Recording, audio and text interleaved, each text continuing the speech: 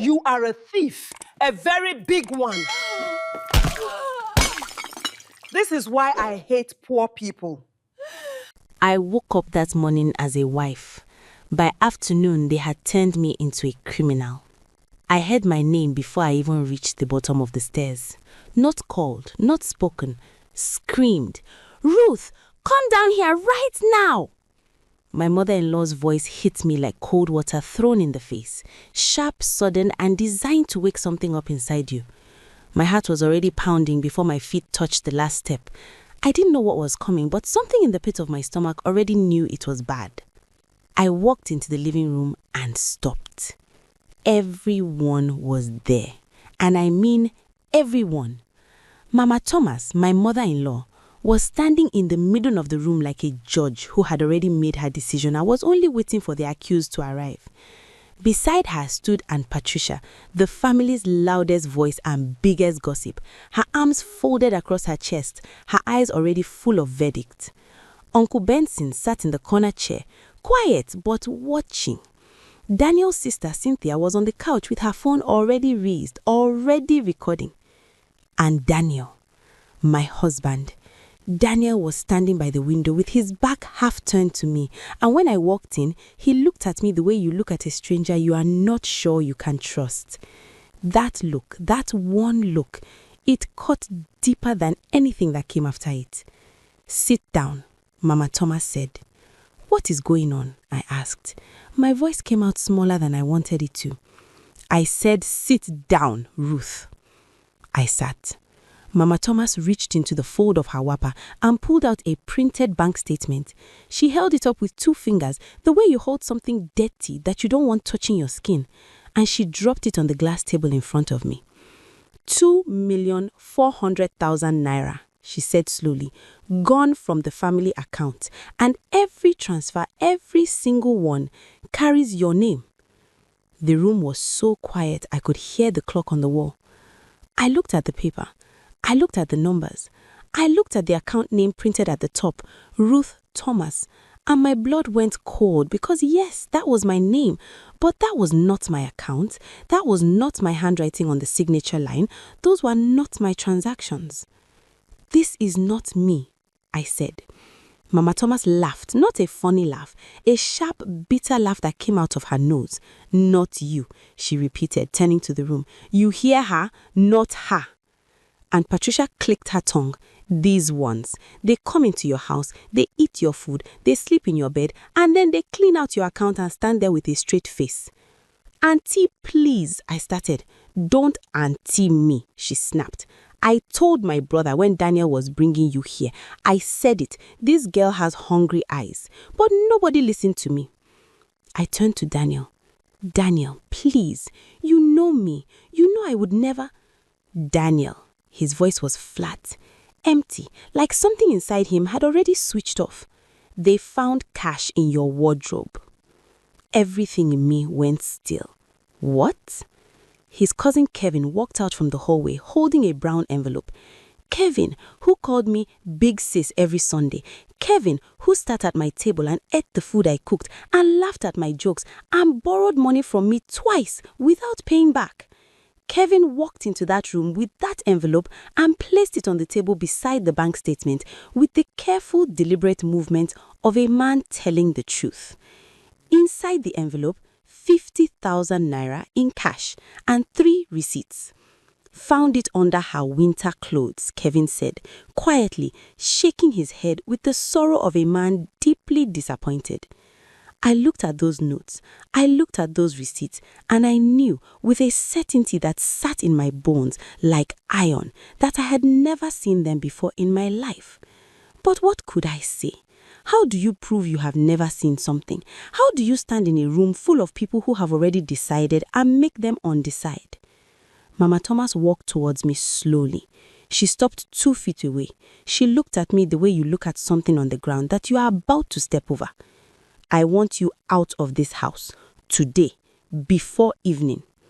"Mama," Daniel said weakly. "Don't mama me, Daniel. Your wife has stolen from this family, from your father's memory, from everything we built." Her voice cracked slightly, not from sadness, but from anger that found its perfect shape. Get her out. I looked at Daniel one last time. He looked away. I went upstairs and I packed my bag alone. Nobody helped me. Nobody came to check on me. I packed in silence while the noise of the family's anger floated up through the ceiling and filled the room that had been mine for 13 months. I zipped my bag. I walked out. It was not raining.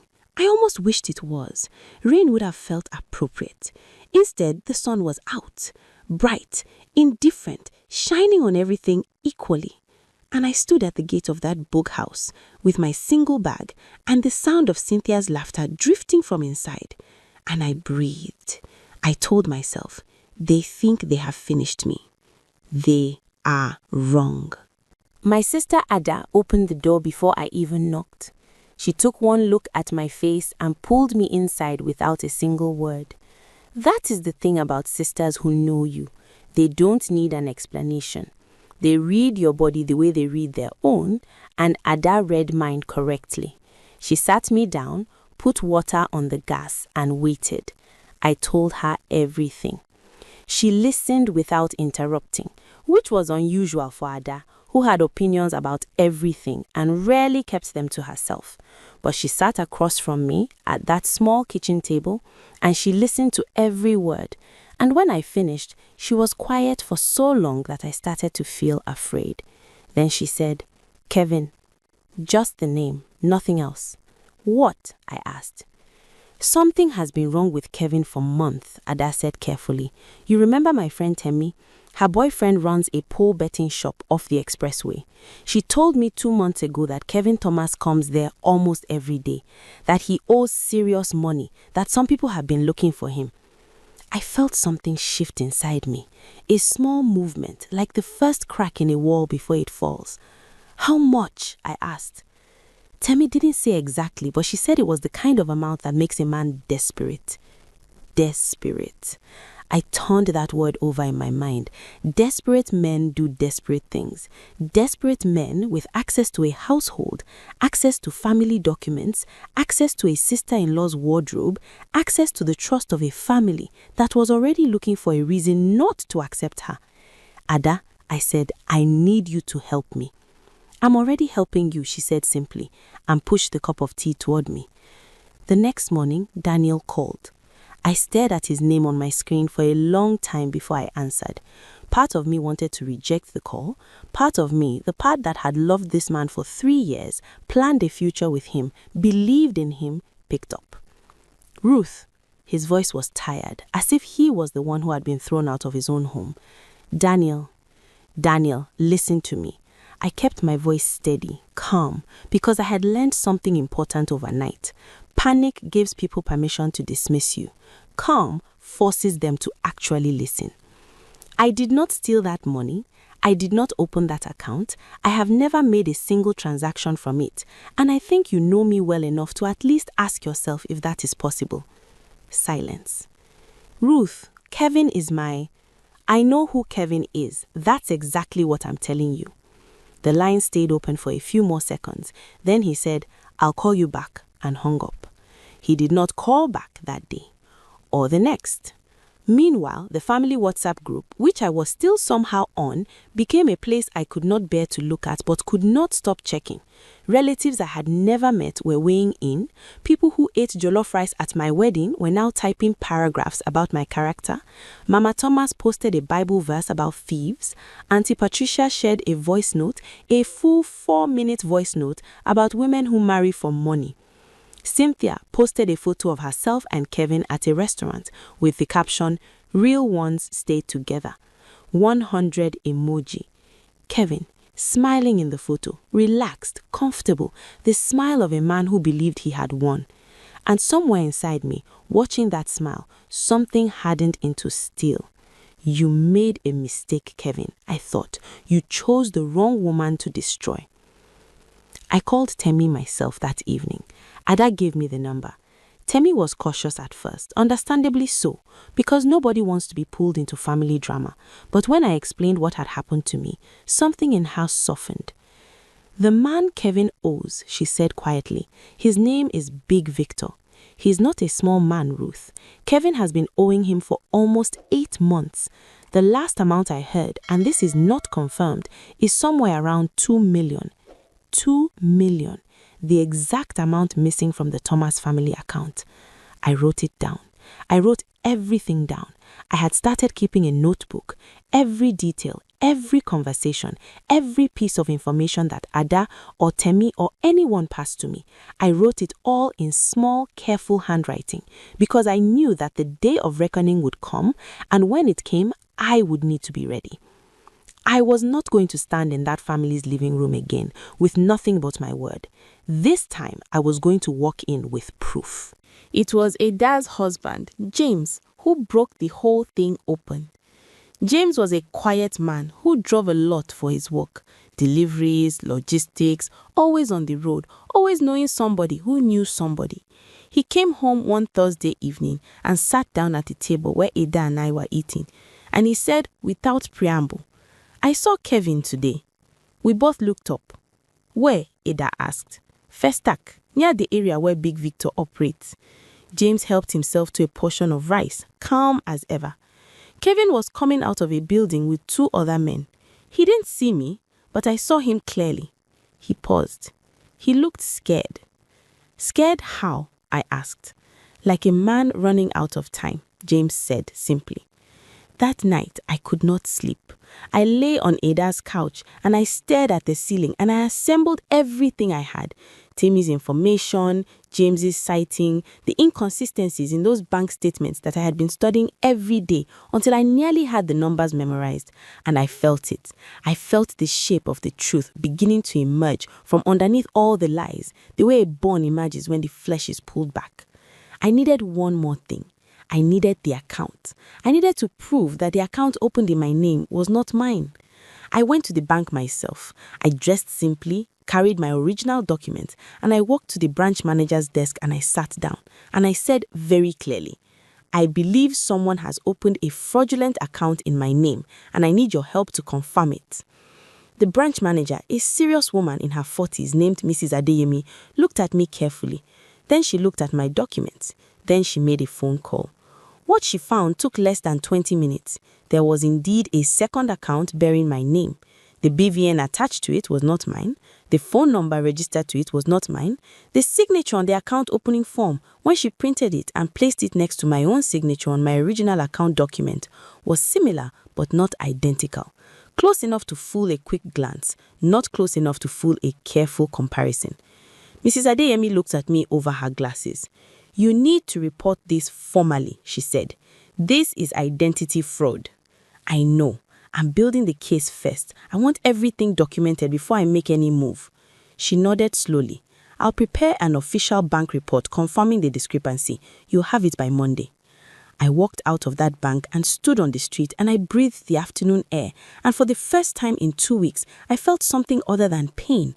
I felt power. Meanwhile, James had done something else quietly without telling me until it was done.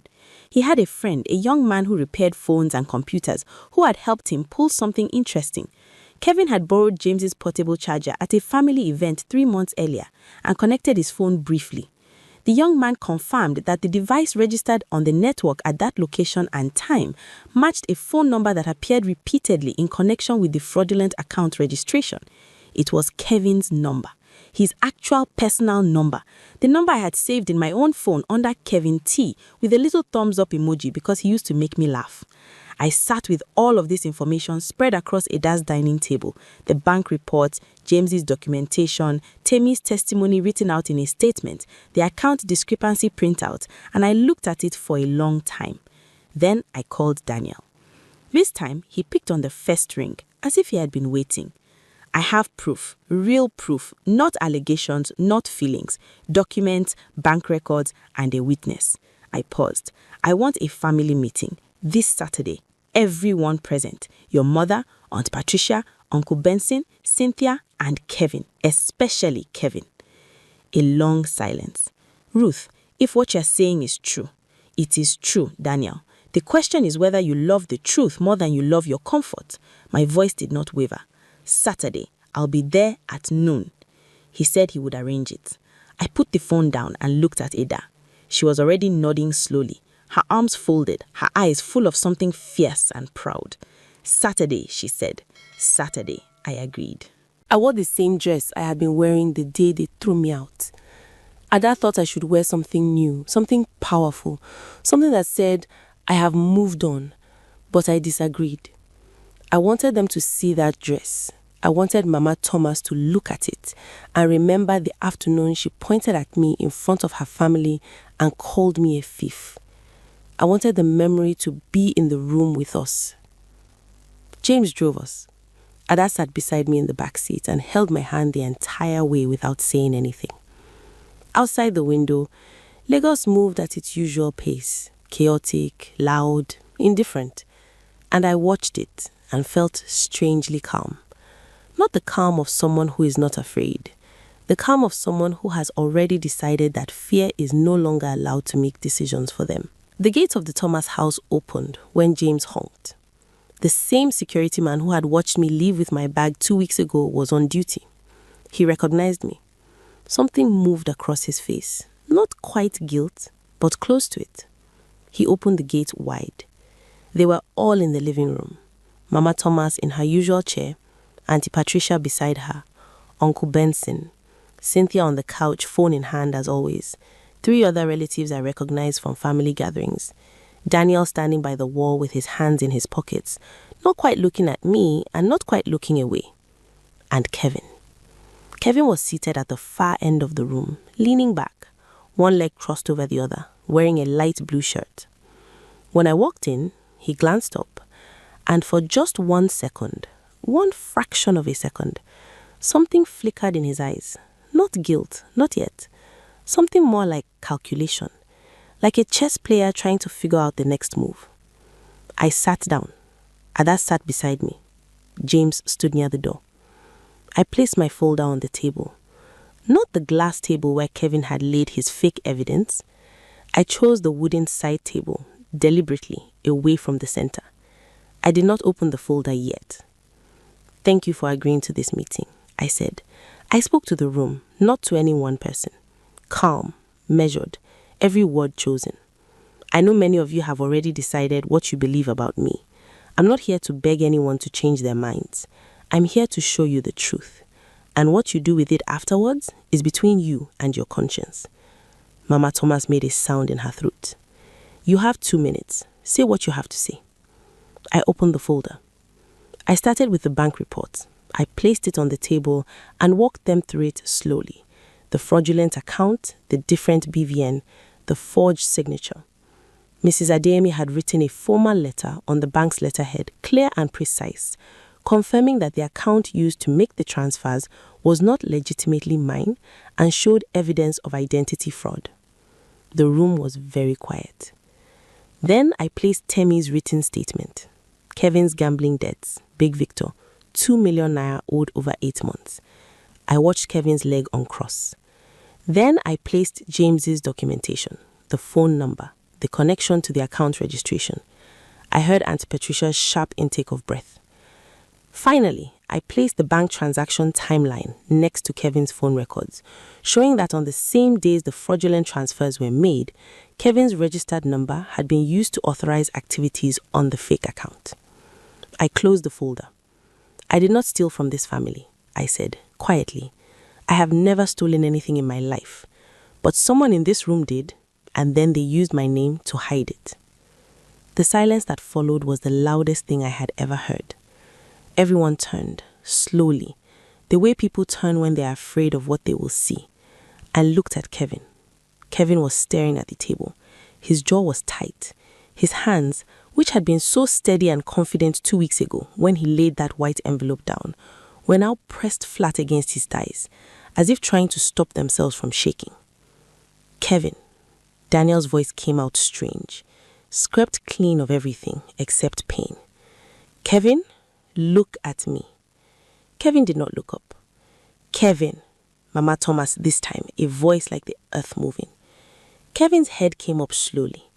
And what was on his face, what I saw when his eyes finally met the room, was not the righteous indignation of an innocent man being falsely implicated. It was something raw and broken and frightened. It was the face of a man whose last hiding place had just been taken from him. He needed time, he said. His voice was barely above a whisper.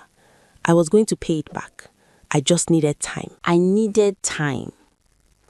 Those 3 words fell into that living room and broke something that I don't think ever fully got repaired. Kevin began to talk, slowly at first, haltingly, like a man who has been holding his breath underwater for so long that coming up for air is painful. And as he talked, the room changed. I watched it change in real time, watched the faces of the people who had called me a thief, who had recorded me on their phones, who had typed paragraphs about my character on family WhatsApp groups. Watch those faces collapse. He had been gambling since his university days. Sports betting at first, then bigger things, card games, underground pools, men with money who gave credit easily and collected it harshly. When the debt with Big Victor reached a point where his own life felt in danger, he had panicked. He had access to the family account details through Daniel, who trusted him completely and shared passwords without thinking. He had access to my documents through our shared home. He had built the fake account over 3 months, moved the money in pieces, and when the family discovered the loss, he had been the first to suggest searching the house.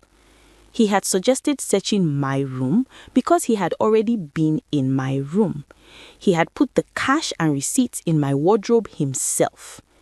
I had carried his crime in my body for 2 weeks, in my stomach, in my chest, in the tightness of my throat every time someone said my name with judgment in their voice, and now it was coming out of his mouth like poison finally expelled from a wound, and I felt something I had not expected to feel. I did not feel triumphant. I felt tired. I felt deeply, profoundly tired in the way you feel when something difficult is finally over and your body, having held itself together by sheer will, finally allows itself to rest. Mama Thomas did not speak for a long time after Kevin finished. She sat in her chair. This woman who had looked down at me 2 weeks ago with such absolute certainty, such practiced contempt, and she looked old. For the first time since I had known her, Margaret Thomas looked like an old woman who was very, very tired.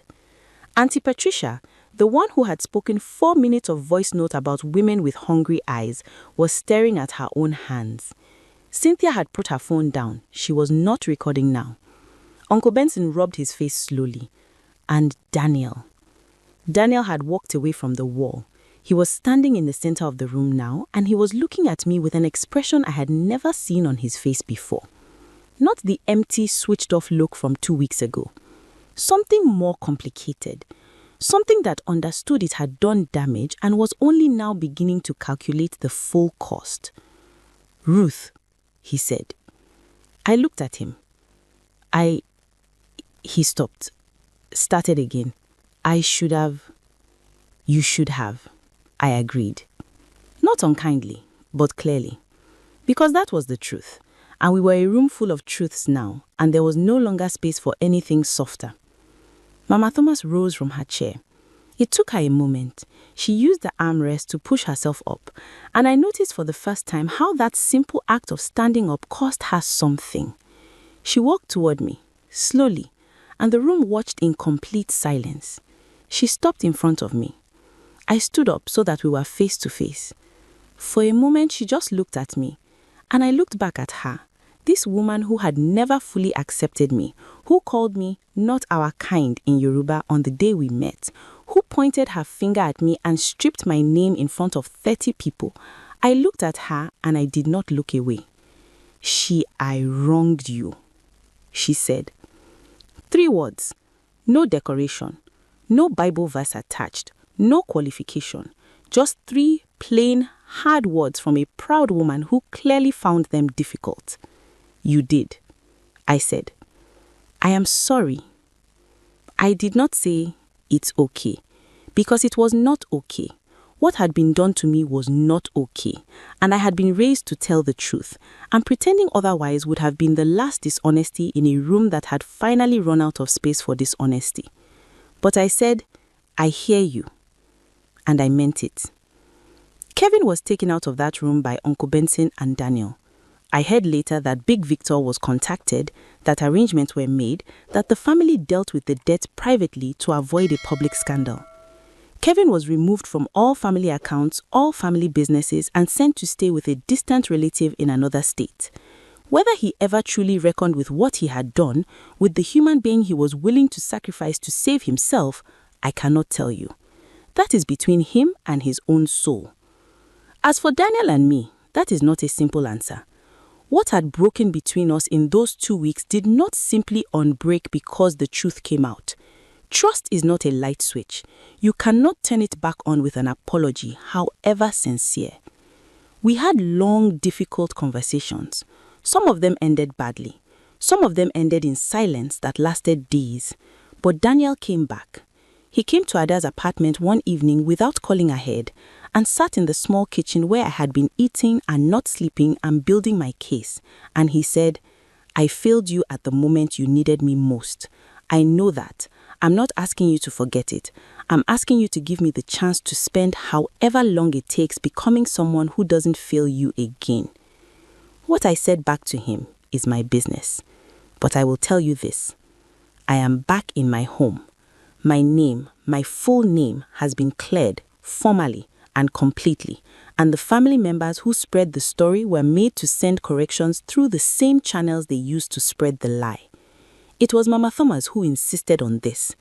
Whatever else she was, she understood that a name taken publicly must be returned publicly. The day I walked back through the gate of that house, Mr. Bello, the security man, was on duty. He saw me coming and he straightened up and smiled, the slow, careful smile of a man who had hoped for this moment. Welcome back, madame, he said. That was all, but it was enough. Because the woman who walked back through that gate was not the same woman who had walked out with a single bag and her hands shaking. That woman had been soft in places that needed to be strong, had swallowed things that needed to be spoken, had waited to be accepted by people who were not worth the waiting. The woman who came back knew her own name, and she dared anyone to take it from her again. If this story moved you, if Ruth's strength reminded you of your own, share it with someone who needs to hear it today. And if you haven't subscribed yet, now is the time. More stories like this are coming.